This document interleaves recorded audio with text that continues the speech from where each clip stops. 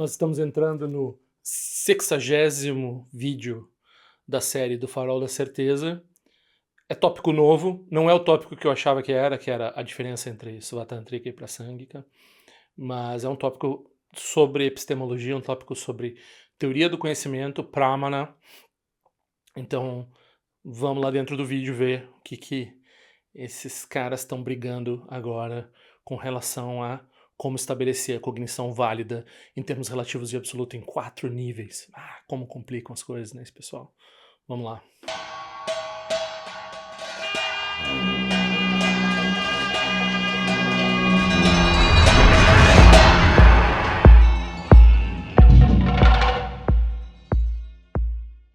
Quem desejar pedir os cartões é só enviar um e-mail com o seu endereço de correspondência para conexõesauspiciosas@gmail.com, sem o tio, conexõesauspiciosas@gmail.com. E quem desejar pode fazer uma contribuição pelo Pix por esse mesmo endereço, ou tem outras formas de contribuir. Também pode me ajudar fazendo compras na Amazon usando o meu link. E tudo isso está na descrição do vídeo ou está na show notes do seu podcast, onde você estiver. E também, às vezes, quando a pessoa está vendo o vídeo, aparece no vídeo. É muito importante para mim aqui se vocês assinarem o canal. E também, se vocês quiserem divulgar, acharem bom o trabalho, por favor, divulguem. Podem me escrever para esse mesmo e-mail, conexõesauspiciosas@gmail.com, qualquer questão, Às vezes é melhor do que a área de comentário aqui do YouTube, porque você nunca sabe que você vai estar mencionando alguma coisa que eu acho que não é melhor mencionar, que é melhor não mencionar em público, seja porque está usando uma nomenclatura meio viajante, é uma questão assim de eu não querer espalhar certas ideias que já são problemas, assim, ou certas também conexões com certas pessoas e certos filósofos, Então, o nome desse canal é Interdependência. Eu prezo pela interdependência positiva de tudo que, eu cuido do jardim ali dos comentários. Se a pessoa, às vezes, a pessoa faz um comentário bem apropriado, aí no final ela menciona uma coisa assim, aí não tem opção para editar o comentário da pessoa, é aprovar ou rejeitar, Então eu já aviso aqui, se a pessoa quer ter, eu sempre respondo e-mail. Então, se a pessoa quer perguntar pelo e-mail, por favor, conexõesauspiciosas@gmail.com, questões complicadas ou questões simples, eu tento responder na medida do que eu souber. E às vezes eu trago para o canal, tem alguns vídeos já planejados de sugestões e ideias que as pessoas me trouxeram. Já tem alguns que eu estou devendo há um bocado de tempo. Pera aí, pessoal, que eu vou fazer. Normalmente eu prefiro trabalhar pelo e-mail do que qualquer outra. O pessoal quer falar comigo pelo Telegram, pelo WhatsApp, quer falar comigo pelo Facebook, às vezes quer falar comigo pela área de comentário. Não, o melhor é o e-mail, porque o e-mail é uma conversa privada e também é bem assíncrono, se a pessoa chega com uma mensagem, normalmente a tendência nossa é querer responder, Então, aí quando vê a pessoa perdeu a vida toda lá dela respondendo pessoa acho que é uma decisão que eu recomendo para vocês também, sim. WhatsApp só para família e gente bem próxima. Se puder, porque hoje em dia o trabalho cobra da gente também que a gente tem um contato pelas ferramentas. Bom, esse me pegaram, porque eu achei que era o 6º capítulo, que era sobre essa questão do Svatantrika e Prasangika, O Svatantrika e Prasangika, bom, pronúncia eu não sei exatamente. E essa é uma discussão que eu entendo mais, que para mim é divertido porque eu já tenho algum métier nessa situação. Essa discussão que a gente vai fazer aqui agora, também nesse capítulo, não é que eu tenha conhecimento nisso, mas porque também eu tenho um treinamento muito muito pequeno, mas algum treinamento em filosofia, filosofia analítica. Então, quando a gente começa a falar em epistemologia, o que é epistemologia, Garantia, como estabelecer garantias ou como estabelecer o que é conhecimento, Quando é que tem conhecimento ou não tem conhecimento? Então tem uma crença, aí é uma crença que pode ser verdadeira ou falsa, E daí você tem uma ferramenta qualquer de poder estabelecer para si próprio, às vezes para os outros também. Se é que tem alguma diferença entre essa, estamos mais uma discussão também epistemológica, se aquilo é verdadeiro ou não, e você sabe, você tem não só uma crença, e você tem uma sabedoria, você sabe que aquilo é como é, não porque você acredita, mas porque tem um conhecimento. Então, isso aí também, epistemologia também entra um pouco nessa coisa toda. No caso da Pramana, no budismo a gente tem ênfase, todo o budismo, sim, ele tem ênfase em inferência. Eles pegaram de uma escola indiana que chama Nyaya. Então, a Nyaya tinha 4 formas, que no budismo também a gente aceita. Por exemplo, a gente aceita a autoridade dos textos, dos sutras, né? Mas a autoridade dos textos, dos sutras, é submissa, ou ela é inferior à autoridade da inferência. Então, se uma coisa não tá no texto, mas não faz sentido, não adianta, né? Então tem que fazer sentido. E depois, se faz sentido ou não faz sentido pela razão, pela inferência, né, pela dedução, pelo um processo lógico, se a experiência diz que. Né, se a gente tem uma experiência, né, a gente tem uma garantia do que quer dizer uma experiência alucinatória, por exemplo, ela é falsa, né? Mas a gente pode ter uma experiência. O que é uma experiência verdadeira com sentidos, né? Os sentidos operando a cognição válida de cada um dos sentidos, né? Então quando você vê água, né? Esse vai ser um exemplo que vai começar aqui vai começar com fantasma e água, né? Assim, porque é sempre assim, né? Tem que começar por algum lugar, né? Então eles vão tentar, no final das histórias todas, né? A gente vai ter, como eu falei, 4, né, formas de pramana. Então a gente vai ter a pramana convencional dos seres comuns, que compreende toda a ciência, que compreende todas as atividades humanas, como direito, né? Tudo isso exige pramana. Tu precisa saber, né, você vai condenar alguém, tu precisa saber com uma certa, beyond a reasonable doubt, além de alguma dúvida razoável, se a pessoa que ela cometeu um crime ou não cometeu o crime, né? Se ela, né, tá sempre falho, sempre não funciona muito bem, mas é uma tentativa, né, de estabelecer boas justificações, né? A palavra justificação aparece muito em epistemologia antiga, né? Na época dos gregos, Platão, etc. Então era a crença verdadeira justificada. Então você tem uma justificação. Atualmente em epistemologia se gosta muito da palavra garantia, né? Você tem um lastro, uma garantia, uma coisa que, é, que demonstre que aquilo é, né? Como é. Não só uma crença, né? Então, enfim, essa daí essa é a mais difícil de todas, na verdade. Eu acredito que essa é bem difícil, né? Essa epistemologia que é o que na filosofia se chama de epistemologia, de modo geral, né? Dos seres convencionais. Por que tem essa separação entre seres convencionais e as outras 3 são de seres, entre aspas, não convencionais? É porque no budismo a percepção, daí a gente vai entrar muito nisso, né? A percepção do ser muda de acordo com a prática dele. E ela é filtrada pelas emoções aflitivas. Então, se tu tem certas emoções aflitivas, não tem uma separação entre o racional e o emocional. Então, as emoções aflitivas elas têm um componente intelectual muito forte. Então, a gente vê o mundo de acordo com as emoções predominantes. E é isso que produz o mundo, a noção de mundo, né? Então, louca, né? A palavra louca. Louca com K. A palavra louca, mundo.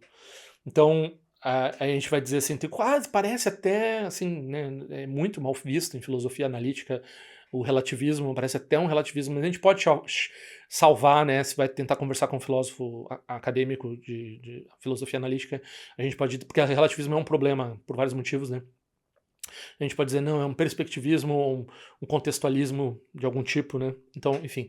Aí o que a gente está querendo dizer aqui, que são seres comuns? Seres comuns são seres dos 6 reinos. Então não é só os seres humanos, né? Os seres humanos têm uma visão humana. Então todos nós vemos a água como água. A água é uma coisa que tem certas utilidades para se lavar, para beber, com certeza, e assim por diante, né? Então a gente tem uma experiência de água convencional, a gente vê a água como um líquido, né? Daí até a gente tem a ciência que vai lá e nos diz. Tem toda uma discussão em filosofia analítica em torno da água que é muito divertida, né? Tem essa história da terra gêmea e tal, tudo isso é epistemologia, né? Porque tem uma água que ela tem as mesmas propriedades da água, mas ela tem uma outra fórmula química. Daí tu chama de água ou não chama de água? Exatas mesmas propriedades, né? Como se fosse possível, né? Mas enfim, isso é uma discussão lá da epistemologia, externismo e não externismo e assim por diante. Mas enfim, para nós aqui o que vale é que os seres humanos convencionais veem a água como água, mas um Deus vê a água como se fosse assim um néctar, uma coisa deliciosa, maravilhosa assim. E um ser nos infernos vê a água como lava, a água é agressiva para eles. Assim. Se encontram água, a água é um problema, assim. Não tem água que não fira, não cause dano para eles, né? E no reino dos fantasmas famintos, que até alguém escreveu, talvez não seja legal chamar eles de pretas, é o nome sânscrito para eles, né? Não tem, os pretas, né? Não tem um gênero e, né, porque tem essa coisa que pode ter uma conotação racista e assim por diante, mas na verdade, se a pessoa quiser, ela pode usar o tibetano Idak. Idak é a mesma coisa que preta. E normalmente é traduzido como fantasma faminto, né? Então, os seres carentes, fantasmas famintos. Então são seres que não têm um corpo muito visível, ser humano, assim, mas eles têm algumas características, né? Tem uma barriga enorme, um pescoço fininho, e daí pra eles a água é uma coisa nojenta. Eles têm sede, eles queriam tomar água, mas eles não conseguem, porque toda a água que eles encontram, pra nós ela pode ser uma água pura, mas eles veem a água como pus e excrementos e um monte de coisa ruim, e daí eles, né, e mesmo que eles consigam beber, não faz bem pra eles. Então eles têm essa experiência, né, da água dessa forma. E eu não sei exatamente como é que os asuras, né, que estão entre os deuses e os seres humanos, têm essa classe de asuras. Não sei exatamente como é que eles veem água. Veem água como uma arma, uma coisa para combater os outros, né? Porque eles têm esse espírito competitivo e invejoso e tal.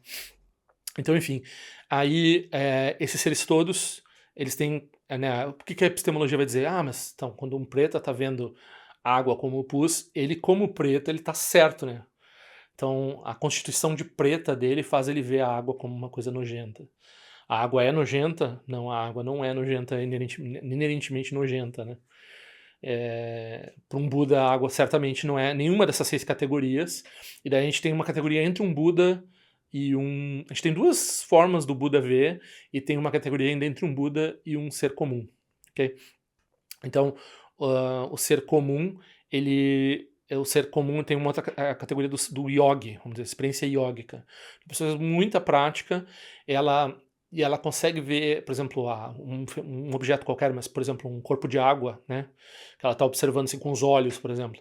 Então, normalmente, quando a gente é ser humano, a gente tem a percepção visual, e daí a percepção visual, para nós, ela é imediatamente filtrada por camadas, estruturas de conceitos e assim por diante, né? Então, a gente observa um corpo de água, um lago e tal, a gente já pensa bonito, já pensa o nome, o lago tal, já pensa, o monte de água, né? Que monte, que assustador, já vem uma emoção associada imediatamente. E aquela experiência imediata de ver a água, ela existe, mas ela é muito rápida e ela é rompida por essa cadeia conceitual e por todo esse arcabouço que a gente tem processando e tal, que é uma coisa até de pressão evolucionária, porque a gente já olha a água como aproveitar a água de algum jeito, assim, né?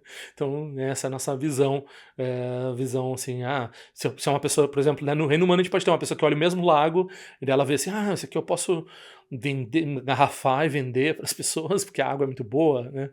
Um riacho, né? Porque acho que o lago sempre tem não é tão boa a água, né? Aí outra pessoa vê o riacho, mas esse aqui é um lugar muito bom para tomar banho. Aí outra pessoa vê o riacho, né? Então a gente já tem a gente não tem uma percepção direta, a gente tem uma camada de ignorância que já vai operando. A gente chama de ignorância, mas, né, no mundo convencional, cada uma dessas coisas tem um uso, uma efetividade, e daí o budista tem que dizer assim, não, mas o contexto dessa ignorância opera dentro dessa ignorância e funciona, tem uma coisa funcional, né? Até o uso da palavra ignorância aqui já está dentro dessa disputa que a gente vai entrar porque é tradicional no budismo chamar esses processos de avidya, de ignorância, tipo de cegueira, né? Ver uma coisa de um jeito e perder os outros jeitos que aquela coisa poderia ser, né? Mas enfim, o nosso oponente principal, como sempre nesse capítulo também é o mesmo, ele sempre tem que tentar salvar um jeito de... E é útil de várias formas salvar a visão convencional das coisas. Por quê? Porque é como os seres entendem e como a gente vai poder se comunicar com os seres. Então a gente quer falar o Dharma, falar de preceitos, falar de coisas do Dharma muito mundanas, coordenar um centro de Dharma, né, fazer o Dharma existir no mundo, a gente precisa falar das coisas convencionais, precisa ir na venda, fazer conta, pagar os boletos, né, fazer tudo como o convencional exige, assim, né, não adianta dizer, não, mas é tudo vacuidade, não vou pagar o boleto, né, então tem que pagar o boleto, né? Então o convencional é bem, principalmente o nosso oponente vai dizer, cara, se tu te perder do convencional, tu tá ferrado, né? A gente vai dizer, é isso, mas não é bem assim também, porque se tu te fixar no convencional também é um problema muito grave, né?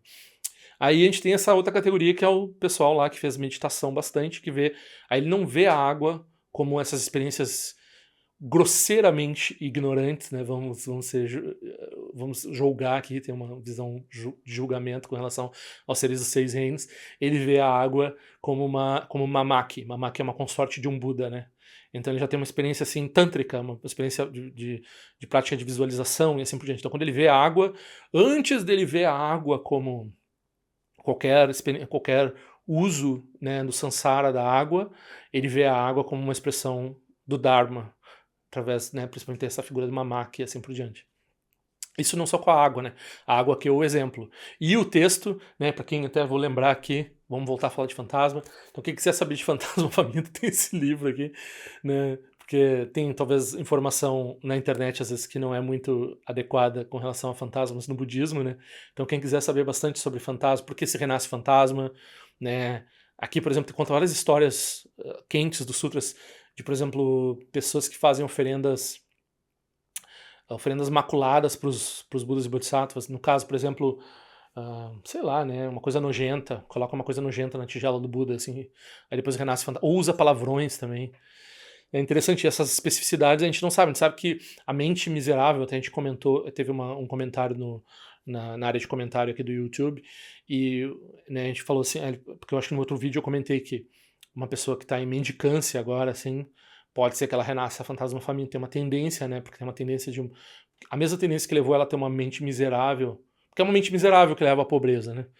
No Dharma, esse tipo de visão de karma a gente tem, assim, né? Não quer dizer que nessa vida a pessoa é miserável, mas a pessoa, ao longo de algumas vidas, ela teve uma mente restrita com relação à generosidade, né? Ela não foi uma pessoa generosa. E é por isso que hoje ela sofre dificuldades correspondentes à falta de generosidade dela, sendo pobre, né? Então, qualquer um de nós aí que tenha, mesmo uma pessoa muito rica, às vezes, né? Conheço algumas pessoas que são assim, elas têm muita possibilidade, mas elas ainda se acham limitadas nas possibilidades delas, né? Elas precisam de 10 vezes mais. Tu vai falar com a pessoa assim, a pessoa paga um aluguel, né, que é 10 vezes mais tudo que tu ganha, assim. E ela tá reclamando que não consegue pagar isso e aquilo. Então isso aí também, né, não é necessariamente porque a pessoa tá na mendicância, que a pessoa tem uma mente, esse tipo de mente que se apega a objetos também do cotidiano, né. Então, tem muita história, assim, de até lamas, né? Aí o lama gostava muito, sei lá, de um objeto lá, que ele usava, uma xícara. Aí, se ele gostava muito da xícara, depois ele, né... É um pouco... Tem no ocidente essa coisa da pessoa se fixa, né? Na casa, nos objetos, assim. Mas esse livro aqui eu recomendo, né? Se a pessoa está interessada. Por que eu tô falando em fantasma? Já falei no vídeo anterior. Porque esse capítulo, o sexto capítulo, ele vai usar a figura do fantasma, não assim, né? Desse jeito folclórico, assim, que a gente tem normalmente. E também não assim dentro dessa perspectiva do sofrimento deles no samsara e como a gente pode mitigar isso e assim por diante, mas da epistemologia, porque o exemplo que o autor escolheu para fixar o ser convencional é o fantasma. Então é como o fantasma vê a água, porque o ser humano vê a água, a gente já está meio acostumado, né? Mas o fantasma vê a água, então a gente vai falar sempre de água, quase todo o capítulo, de água, do fantasma, do ser que tem a meditação, que ele vê mamaki, e daí o Buda também, que ele vê além dessas possibilidades. Eu estava falando dessas 4, né, coisas, então é o convencional, o puro, vamos dizer assim, o que vem da meditação, o yógico, que vem da meditação, e depois a gente tem, assim, a Lama e Pan Rinpoche, a gente tem 2 formas de visão definitiva do Buda. Uma é uma visão definitiva do Buda que olha para baixo, que olha para como falar o Dharma para seres que precisam do raciocínio e assim por diante, que é a Svatântrica. E depois tem a Prasangika, que é uma forma não elaborada do Buda ele mesmo vivenciar a verdadeira natureza das coisas e que está além do intelecto, que está além das palavras e assim por diante. Isso também é uma forma de pramana, porque é uma experiência direta do Buda, né? Então surge bastante questões aí sobre como é que um Buda sabe que é um Buda, ou como é que você sabe que outra pessoa é um Buda e assim por diante. E essa discussão tem a ver com isso, né? Porque Pramana é o que decide como é que você escolhe um professor, como é que você sabe qual é a fonte correta do Dharma. Lá no Pramana convencional, né? Você vai vendo, assim, muitas das elaborações que a gente tem para saber como é que uma pessoa tende a ser, né? Como a gente estava falando do direito aqui, então a gente tem que prender a pessoa certa pelo motivo certo. Então a gente tem que seguir no Dharma o professor correto pelo motivo correto também.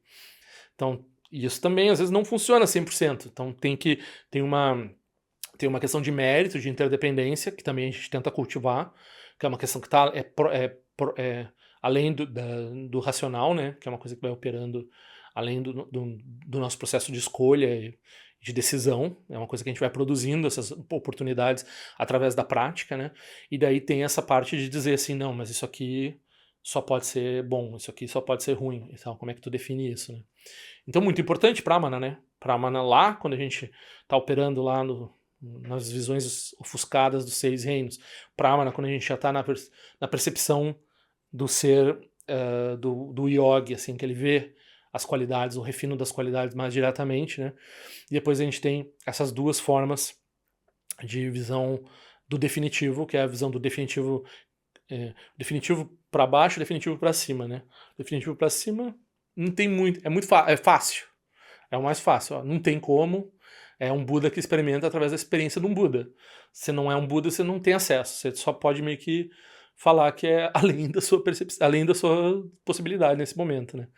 Então, aí tu tem uma versão trabalhável disso, né? Que tem os seus problemas específicos, que é a Svatantrika, né? Que é falar dessa, que é usar o intelecto para falar disso. Então tem uma expressão para baixo, né? Que a gente diz, aponta para a mente convencional. A mente convencional precisa de alguma coisa para trabalhar esses conceitos, então a gente produz, né? Tem no Dharma essas duas etapas aí. E é interessante que tenha 4, que tenha também essa yógica, né? Que tem essa vivencial da meditação. E isso espelha, né, o que a gente tem falado aqui sobre. Já tem falado no capítulo anterior, que a gente falou sobre segundo giro, terceiro giro e 2 formas em cada giro, né? Então, a forma convencional no segundo giro é o convencional convencional. A forma convencional no terceiro giro é a visão yógica, é o convencional do meditador, do grande praticante, né? Não é do praticante assim, eu faço alguma meditação. É do praticante que já obteve algum resultado na prática de meditação dele. E, igualmente, o definitivo do segundo giro é essa Svatantrika, é essa Pramana voltada para seres convencionais, Pramana do absoluto, do definitivo, voltada para seres convencionais, nos quais a gente explica a vacuidade como, pejorativamente dizendo, como um dogma. Ou seja, a gente vai dizendo como é a vacuidade. A gente tem uma negativa, até eles usam essa expressão negativa implicativa. Né? Então, a gente vai falar, a gente vai dizer o que não é, dizer o que não existe. Né? Para ser vacuidade tem que não existir alguma coisa. Então a gente vai explicar esse objeto de não existência. Tem uma ignorância nisso, por quê? Porque tu tem que projetar uma existência. Ah, sim, é existência. Daí tu tem que tirar a existência que tu projetou, né? Então dá um tilt aí, não é 100% perfeito, né? Tem uma incapacidade inerente de produzir o resultado só por isso, assim. Só esse entendimento não é suficiente. Entender a vacuidade, mas muito importante, entender a vacuidade intelectualmente. Aí no terceiro giro, o que é esse definitivo é a Prasangika, né? Então a Prasangika, na verdade, né, eu acho que eles até se utilizam, porque tem a Prasangika no segundo giro, mas vamos dizer, tem uma ênfase maior na Svatantrika. Isso, assunto tô prometendo aí desde o capítulo anterior, assunto do próximo capítulo, quando a gente terminar essa discussão sobre a experiência dos fantasmas com a água. Né? Eles veem a água como pus e nós vemos a água como uma coisa assim. E aí, como é que fica, né? Então tem essa discussão que vai começar com os numerozinhos no nosso próximo encontro aqui em vídeo sobre essa discussão, e vamos ver se a gente consegue introduzir também essa ideia assim de. Eu acho que até tá um pouco ali no comentário do Petit, porque exatamente isso não é relativismo, assim, para essas pessoas que são mais filosofentas e que. Ou algumas. Pior gente é quem gosta do relativismo, né? Esse relativismo é uma beleza. E daí tem aqueles que são muito renitentes contra o relativismo, também são meio chatos, né? Mas quem aprova, assim, todo mundo tem uma visão, todo mundo tem que. Né? Daí ninguém conversa também. Se todo mundo tem uma visão e todo mundo tá certo de um jeito, aí não tem por que ter diálogo também, né? E tem vários impactos negativos a visão relativista. Então não é relativismo, né? Mas tem um certo. Tem mais de um tipo de conhecimento, né? Então isso daí já seria um problema para quem é estritamente filósofo analítico. Conhecimento é conhecimento, é verdadeiro ou falso, eu sei porque é verdadeiro ou falso não é, né? Aqui a gente está dizendo, não, mas para aí. Tem muita gente que opera na ignorância. Então, dentro da operação ignorante, que é dual, tudo isso tá errado, tudo é falso da visão convencional. Tudo que os seres experimentam na visão convencional, 100% das coisas, é falso do ponto de vista definitivo, né? Então, não é relativismo por causa disso. A gente tá falando, assim, de coisas que funcionam um pouco, assim. Essa é a discussão, basicamente, assim. A gente vai provar, vai demonstrar que tudo isso é falso, tudo isso é um sonho, né? Aí dentro, o sonho, às vezes, parece que tem uma certa lógica. E essa lógica é importante quando a gente quer construir pontes entre os seres, né? Entre os Budas e os seres convencionais. Eles precisam ter essa conversa, né? E os Budas, eles têm uma onisciência, uma sabedoria tal, que a ignorância é perfeitamente transparente para eles, né? Então eles não se enganam o sonho, eles não têm medo do sonho, o sonho vai me enganar, não sei o quê. Eles entram no sonho. A operação do sonho não faz sentido nenhum, mas eles estão lá, né? Eles trazem benefício para os seres do jeito que eles conseguem, né? Então essa espero que a gente consiga destrinchar um pouco esse Pramana aí e entender por que tem essas brigas sempre, né? Sempre tem uma briga, né? Porque esse livro é de polêmica, né? Isso o pessoal não entende um pouco, assim. Polêmica, o que é? Não foi nós que começamos também essa polêmica. Isso aí é nós sendo acusados, nós se defendendo agora. Isso já é quinta etapa de defesa, assim, já tem uma briga acontecendo há séculos aí. Então, vamos lá, né? Tem que lidar com essas coisas. A gente se vê na prática do Dharma, talvez, né, em setembro lá vamos se encontrar e tal, né?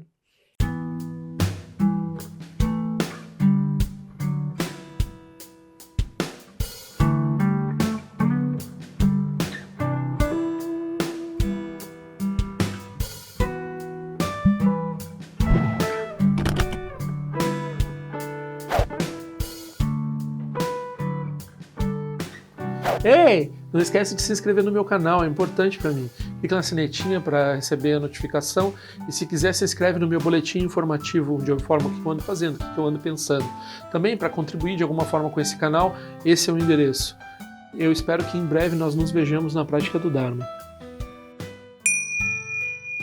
Ao longo de minhas muitas vidas e até este momento, todas as virtudes que tenho alcançado, inclusive o mérito gerado por esta prática e todas as que vier a conseguir, ofereço para o bem-estar dos seres sencientes. Possam a doença, a guerra, a fome e o sofrimento diminuir para todos os seres, enquanto sua sabedoria e compaixão aumentam nesta e em vidas futuras. Possa eu claramente perceber todas as experiências como sendo tão insubstanciais como o tecido do sonho durante a noite e imediatamente despertar para perceber a manifestação de sabedoria pura no surgir de cada fenômeno. Possa eu rapidamente alcançar a iluminação para trabalhar sem cessar pela liberação de todos os seres.